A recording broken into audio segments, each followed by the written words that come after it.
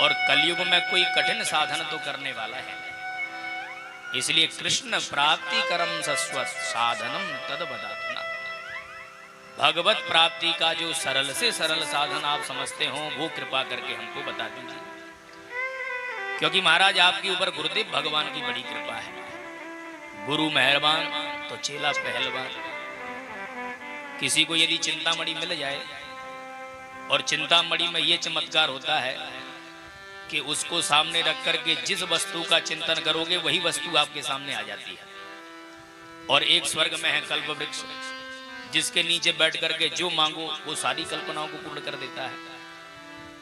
परंतु चिंतामणि और कल्प वृक्ष से आप ये कहो कि हमें साक्षात ब्रह्म साक्षात्कार करा दो, या प्रिया प्रियतम युगल सरकार का दर्शन करा दो, या तत्व दर्शन करा दो, तो ये दोनों में किसी की सामर्थ्य नहीं है।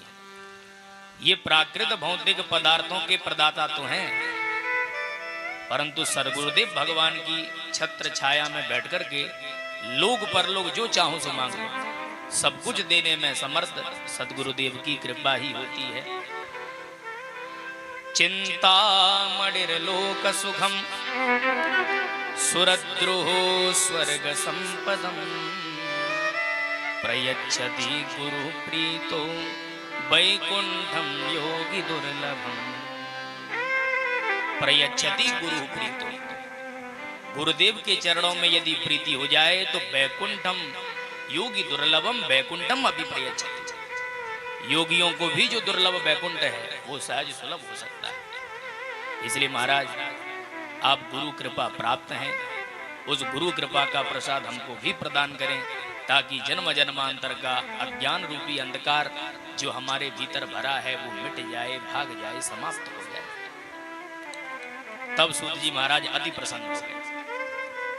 देखिए, जब किसी से हमें कोई बहुमूल्य वस्तु लेनी होती है तो पहले उसकी प्रशंसा करनी पड़ती है। तो सौनकादिक ऋषियों ने सूत जी महाराज की अति प्रशंसा की, जिसको सुनकर के सूत जी महाराज अति प्रसन्न हो गए। बोले, महात्माओं, तुम्हारे मन में मेरे प्रति इतनी प्रीति है, इतनी श्रद्धा है, तो आज मैं समस्त शास्त्रों का सार तुम्हें सुनाऊंगा। सावधान तया श्रृणु, सावधान होकर के श्रवण करो। सुनने में सावधानी क्या? बोले, भगवान की कथा भी सबको सुनना नहीं आता। श्रोता यदि अज्ञ बनकर के बैठता है तभी कथा में से वह कुछ ग्रहण कर सकता है। श्रोता कदाचित अपने को विज्ञ मान करके बैठ जाए कि मैं भी पढ़ा लिखा विद्वान हूं, तो वो सुनता कम है बल्कि वक्ता की नाप तोल ज्यादा करता है। इन्होंने कौन सी कथा कैसे कही, इसमें क्या कमी रही, कौन सा श्लोक बोला, तो वो छिद्रान्वेषण में ही लगा रहता है। अरे भाई, जिस घड़े में जगह खाली होती है उसी में तो जल भरा जाता है, परंतु जो पहले से ही अपने को भरा भराया मान करके बैठ जाएगा वो कथा को श्रवण भी नहीं कर सकता। इसलिए श्रोता वही दक्ष है जो विज्ञ होने पर भी अज्ञ बन करके बैठे, माने कुछ मुझे कुछ नहीं आता। जैसे हमारे हनुमान